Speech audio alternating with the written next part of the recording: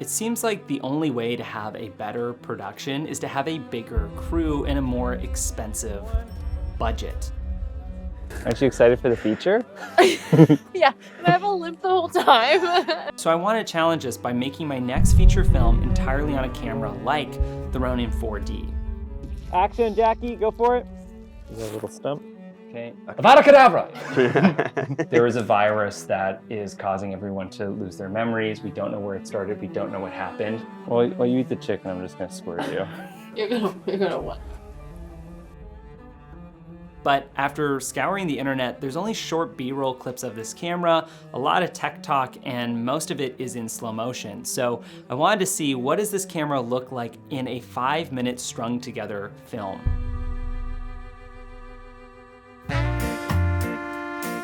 Something that's narrative, shot cinematically, following a character. It has audio in camera and puts the camera through the challenge of getting static, tracking, dolly, jib, steady cam, and every kind of camera movement in between. So without further ado, here's like our proof of concept for this feature we want to do. This is really just a test. The story's kind of there, but it was just to see like, what does this camera look like, not in like a B-roll sort of montage.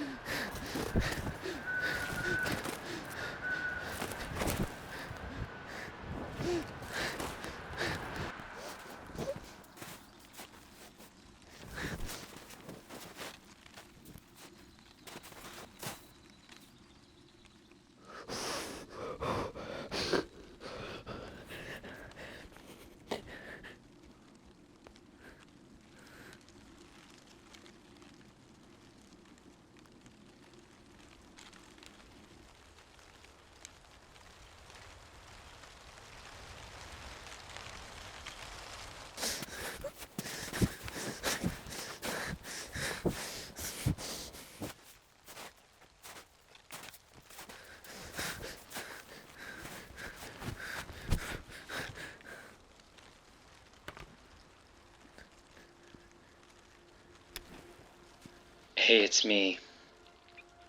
I don't have much time. Something is happening. People are forgetting. It starts small with names, places, and then it gets worse. They just become something else. We call it the fade. Listen to me. Listen to me. Find shelter and isolate. Write notes and record your voice to remember. Just don't trust anyone. We're driving to your mother's cottage up north.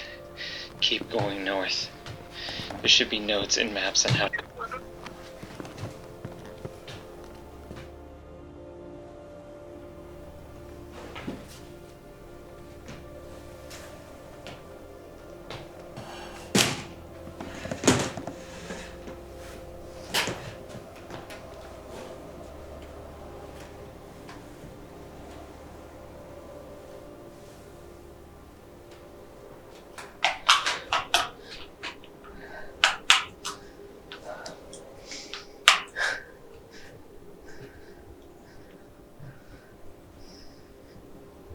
how to get there. If I fade, do whatever necessary to protect yourself. Please, please protect yourself. We aren't what we were. We've become monsters, doing things to each other that aren't, human. I'm so sorry. I tried to stop it, but I could feel it now. Slipping away. I love you.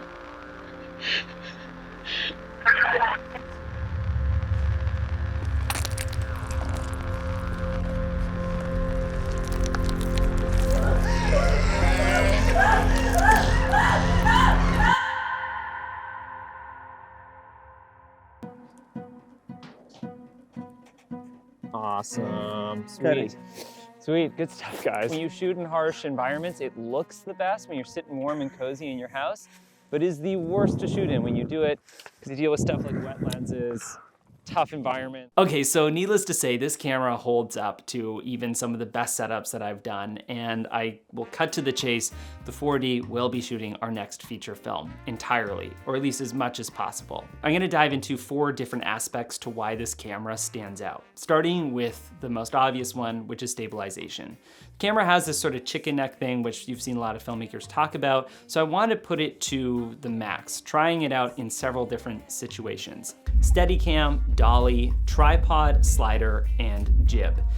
All of these settings the camera could go into within less than 30 seconds, which is like half an hour faster than most of the quick options available. But if you ever want that type of smoothness, you need a dolly track, which can take 2 to 3 hours to set up. But with this setup, we were able to go from dolly, tracking Jackie through the woods, to a static tripod shot, to then a jibbing up shot in sort of like 10 minutes, which gave us this on-the-fly creativity. There's the shot, Zach. Dude, that's so dope.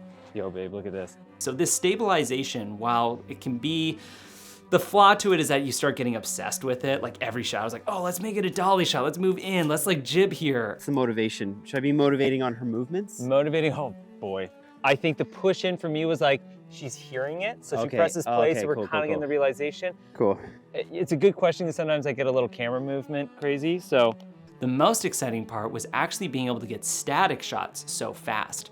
The quickest option available is having something like the Potato Jet tripod, which is a sort of quick trigger handle tripod that you can set up in a matter of seconds to get static shots. But even that feels cumbersome and it takes time to balance and reframe shots.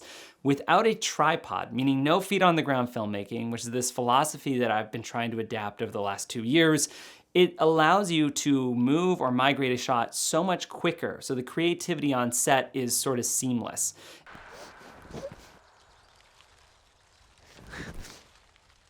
The second thing that really stood out about the 4D was the monitor. As the director or even DP, you can swap between who's operating the camera and who's monitoring the frame. Sometimes I want to hop in and do the camera movement while Mark got to stand behind monitor and do focus. It's funny, you know, when you take the LUT off and you're like, oh, actually I have all this information. Okay, now maybe not the face. Maybe not the face. We appreciate the intimacy, but maybe not the face. And this was an amazing communication between director and DP without several ACs, ADs, and all of the A's that film sets have. Instead, it was just the two of us, and it really kept the communication clean while we were working together, sort of being one brain versus 10 brains working on one frame. 10 brains, one frame. And the final aspect that was amazing was the LiDAR that was on top of the camera. It was raining, snowing, and windy with lots of things in the foreground. It worked really well. Even Matt, our behind the scenes filmmaker, was dealing with autofocus issues with his Sony autofocus lenses that were connected to his camera.